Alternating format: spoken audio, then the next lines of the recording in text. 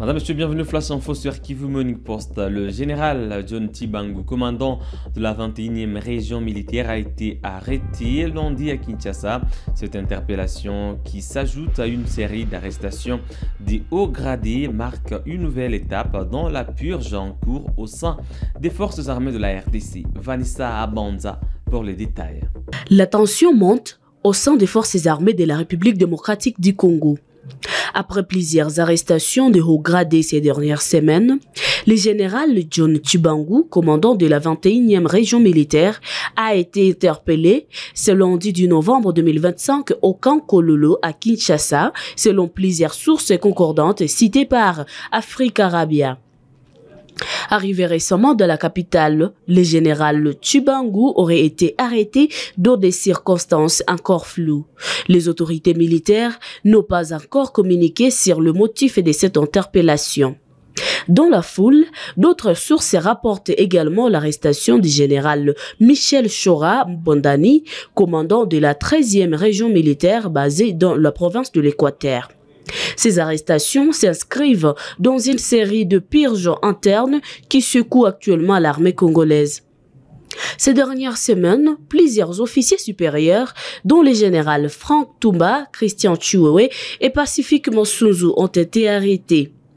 Ancien commandant de la 4e région militaire basée à Kananga, John Tshibangou s'était illustré au début des années 2010 comme l'un des officiers les plus influents de FARDC avant de se brouiller avec la hiérarchie. En 2012, alors colonel, il avait déserté, dénonçant la mauvaise gouvernance au sein de l'armée et appelant à un changement de leadership. Arrêté en 2016 à Dar es Salaam, en Tanzanie, il avait été extradé vers la RDC avant d'être gracié et réintégré dans le FARDC par le président Félix Tshisekedi en 2020. Cette succession d'interpellations traduit un climat de méfiance grandissant au sein de l'institution militaire, alors que le pays fait face à une situation sécuritaire toujours fragile dans l'Est. Les autorités congolaises n'ont pour l'instant fait aucune déclaration officielle sur ces arrestations. Les forces armées de la RDC annoncent la saisie d'un important lot d'armes à Djougou dans l'Ituri lors d'une opération contre la milice CRP, mais des sources locales contestent la version officielle et dénoncent une mise en scène destinée à tromper l'opinion. Fiston Issemouami. Les forces armées de la République démocratique du Congo et FARDC affirment avoir saisi un important lot d'armes lors d'une opération menée lundi 10 novembre dans les territoires de Djougou en province de l'Ituri. Selon le lieutenant Jules Ngongo Tikoudi, porte-parole du secteur opérationnel en Ituri, les troupes loyalistes ont récupéré plus de 12 fusils AK-47, 1495 munitions et 37 chargeurs dont plusieurs étaient vides.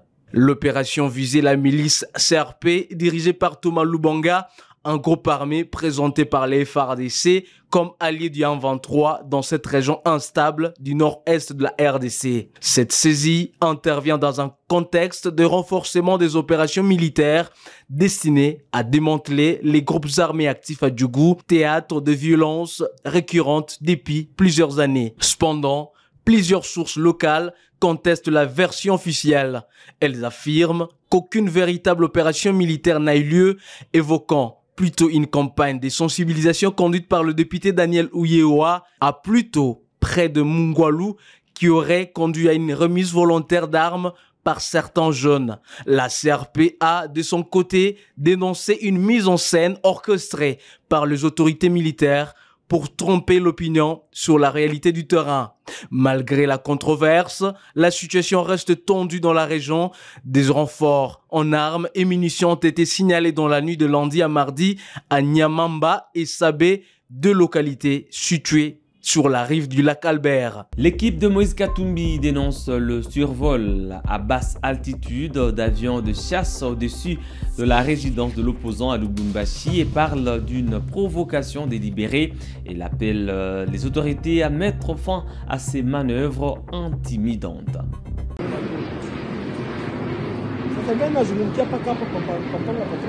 Les patrouilles aériennes à coup d'avions de chasse sont devenues la dernière mode du régime de Kinshasa dans une quête apparente de semer la terreur. Après le dernier survol du village Kachoboué, comme par coïncidence, c'est au tour de la résidence louchoise du chairman Moïse Katumbi sur l'avenue Lefeuille d'expérimenter des vols répétitifs d'avions de chasse à basse altitude.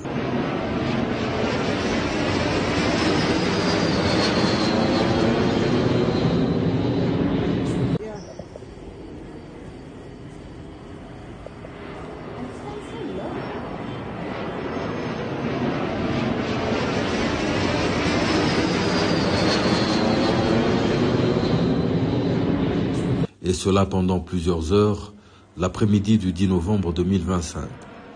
De quoi créer des interrogations parmi la paisible population du quartier Golfe.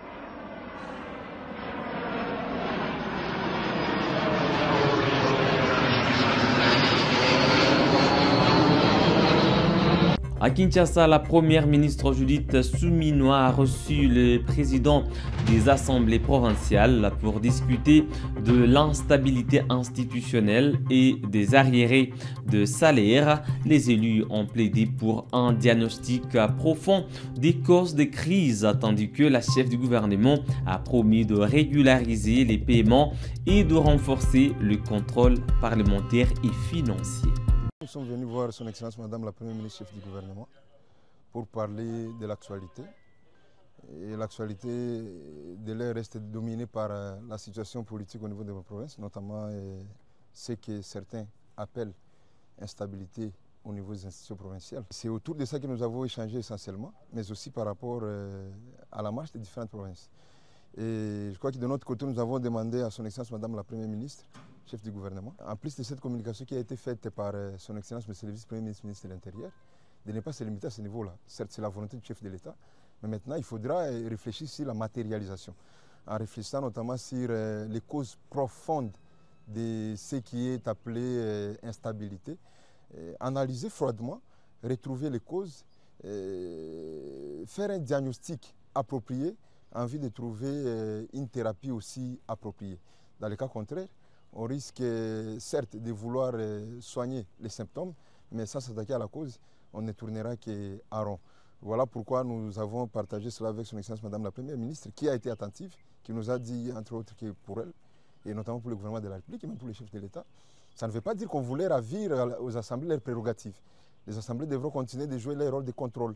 Mais c'est que ce contrôle-là ne soit pas un moyen de règlement des comptes, que cela suive une certaine procédure, que cela respecte les normes et que cela se fasse aussi de bon cœur en tenant compte de la situation actuelle du pays qui vit des moments de tension dans certaines régions, dans certains coins. Nous sommes en guerre, il faudra que nous tenions également compte de cela. Mais au-delà de cette situation, il y a également la situation de la gouvernance au niveau des provinces qui a été passée en revue. La situation des investissements du gouvernement de la République au niveau de nos provinces, qui doit être suivie également par les députés provinciaux, au-delà du suivi du niveau national, et des contrôles qui doivent être faits par l'IGF, la Cour des comptes et les autres structures de contrôle. Et les assemblées aussi devront continuer avec ces contrôles-là. Au-delà de cela, nous avons également échangé sur la situation des députés provinciaux, des assemblées provinciales, qui connaissent ces jours 7 mois au total d'impayement, 7 mois d'arriérés, avec 4 mois depuis le mois de juin, où les assemblées ne sont pas payées. Nous lui avons fait part parce que vous savez que la dernière fois que nous sommes passés ici, la situation s'était améliorée, mais ça s'est empiré depuis un certain moment. Voilà pourquoi nous sommes rentrés chez l'autorité numéro 1 du gouvernement, qui en sa qualité nous a rassuré d'échanger avec les vice-premiers ministres, ministres du budget, mais aussi le ministre des Finances, pour trouver des voies et moyens en vue de résoudre cette question qui vaut également non seulement de l'intérêt des députés provinciaux, mais également de notre population, puisque vous savez que les députés sont également des intervenants sociaux, ils aident également le gouvernement central à combler ces vides au niveau de nos provinces. Messieurs, dames, c'est tout pour les Flash Info de ce mardi 11 novembre 2025 sur Kivu Morning Post. Merci à vous de l'avoir suivi du début à la fin. On s'est fixé un nouveau rendez-vous d'actualité. À très bientôt.